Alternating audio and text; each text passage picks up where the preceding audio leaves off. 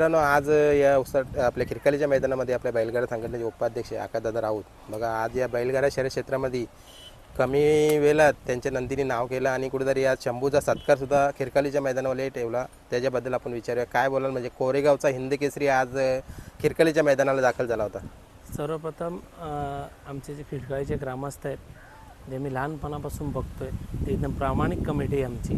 आणि त्या कमिटीच्या सगळ्या लोकांनी शंभूचा सत्कार केला ग्रामस्थामध्ये. त्यांचे मनापासून धन्यवाद करतो की खरोखर एक मुंबईचा बैलगाडा असल्याचा मला अभिमान आहे की या मुंबईकर माझ्यावर खूप प्रेम करतात. आणि आज या शंभूचा इथं सत्कारसुद्धा केला. बरेच जण आता मला मॅचीसाठी असतील, म्हणजे प्रेम करतात लोक. काय मी काय सेलिब्रिटी नाही आहे का, माझा नंदी सेलिब्रिटी नाही, कारण माझं प्रेम करतात लोक माझं, म्हणून मला लोक बोलवत असतात, दादा आमच्याकडे मॅच ठेवली. आता त्या दिवशी एखादा फोन आला, दादा माझ्याकडे बड्डे शंभूला घेऊन ये. प्रेम आहे लोकांचं आणि खरोखर त्या प्रेमाच्या जोरावर शंभू आज आपला पळतो आहे आणि खरोखर आज विजय चांगल्या प्रकारे मिळवतो. बरोबर. आता पुन्हा तीच गाडी पळवली. कोणगावच्या मैदानाला आपली बाईट झाली होती. मला वाटतं पहिली बाईकसुद्धा शंभूने तिथंच मिळवली आणि त्याच्यानंतर थारच्या नंतर 3 लाखाचा मानकरी, 3 लाखाच्या मानकरीच्या नंतर हिंद केसरी, म्हणजे ओरिजिनल हिंद केसरी. बघा, कुठेतरी सुरुवात झाली कोणगावच्या मैदानापासून. इताड्याला आपले जगन शेठ आहेत, त्यांची तर बाईक मिळवली. त्याच्यानंतर 2-3 बिनजोड चांगल्या प्रकारे खेळला.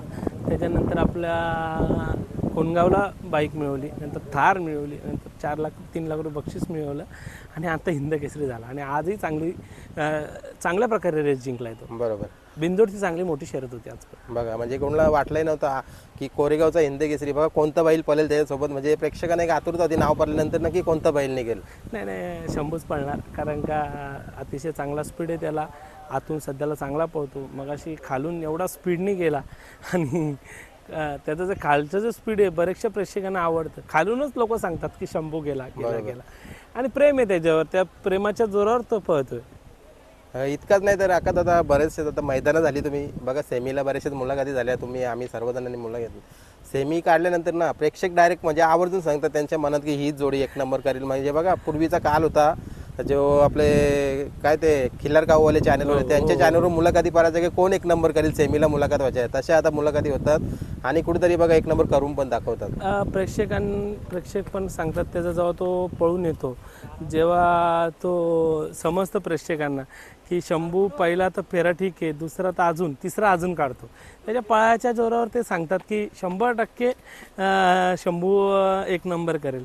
कारण का बरेचशी लोक खूप अनुभवी आहेत आणि अनुभवी असल्याने लोक पहिलेच सांगतात की त्याच्या स्पीडच्या नुसार की शंभूच 1 नंबर करेल.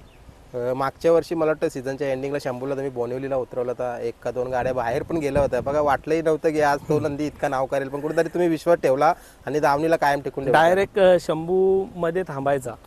म्हणजे सुट्टी केली मधल्या इस्तर मध्ये थांबायचं, डायरेक्ट साईडला गाडी न्यायचं. याचं कारण एक असं होतं की शंभूची जी कमरेमध्ये गॅप पडला होता वरती, जे त्याने एकदा शिडी केली होती उसाटण्याला, तेव्हा शिडी करताना शेणावरून सटकला आणि इथे कमरेत त्याचा गॅप आला होता. पण तो तेवढा पळायचा आणि थांबायचा. पण त्याचा अनुभव घेतल्यानंतर आमचे मित्र हर्षल पोळ आणि अक्षय पोळ, त्याच्या संपूर्ण टीमने त्याच्यावर खूप मेहनत केली आणि खरोखर आज यश त्यांच्यामुळे बघायला मिळते. बरोबर. आणि कुठेतरी बघा, आज गरमीचा प्रमाण, आता तुम्ही पण घाम पुसतात कपालावरचा, बघा खूप जास्त खूप गरमी आहे. आणि कुठेतरी आपण जो नियम काढला होता सकाळी 7 ते 12, तसं नाही होता ना, 4 वाजतातच आपल्याला मैदानामध्ये. माझे पण खूप मोठे मोठे बिझनेस आहेत. माझा सप्लायरचा धंदा आहे, अजून बिल्डर लाईनला पण आहेत आम्ही.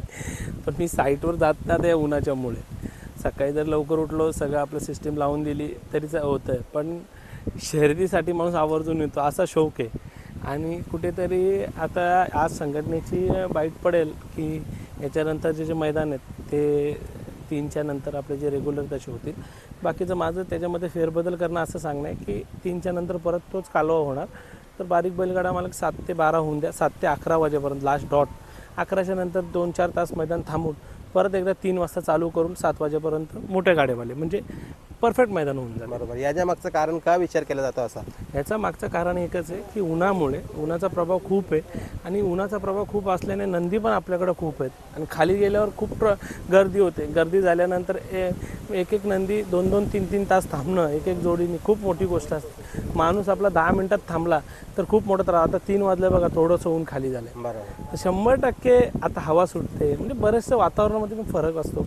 सकाळी आपण ऊन जसं चालू होईल तसं आपण शर्यती करतो, चुकीचं आहे. बरोबर आहे. कुठेतरी सूर्य मावळताना शर्यती झाल्या पाहिजे. कारण बघतो ना आपण, जरी जे थंडीचे दिवस असतात ना, त्या थंडीच्या दिवसामध्ये आपण 8 ते 11 वाजेपर्यंत उन्हामध्ये राहू शकतोय. पण आता सकाळी 8 वाजताच आपण उन्हामध्ये नाही राहू डायरेक्ट शकत. 9 वाजता ऊन कडक पडतो. आज 41 टेम्परेचर आहे आपलं. तर ठीक आहे, चला आपण मुक्का नंदी आहे, मुक्का जनावर एखादा नंदी आहे, मैदानामध्ये जाईल, अड्ड्यावाल्याने त्याचा दोष होईल, संघटनेला दोष होईल, सगळ्यांना दोष त्याचा होतो.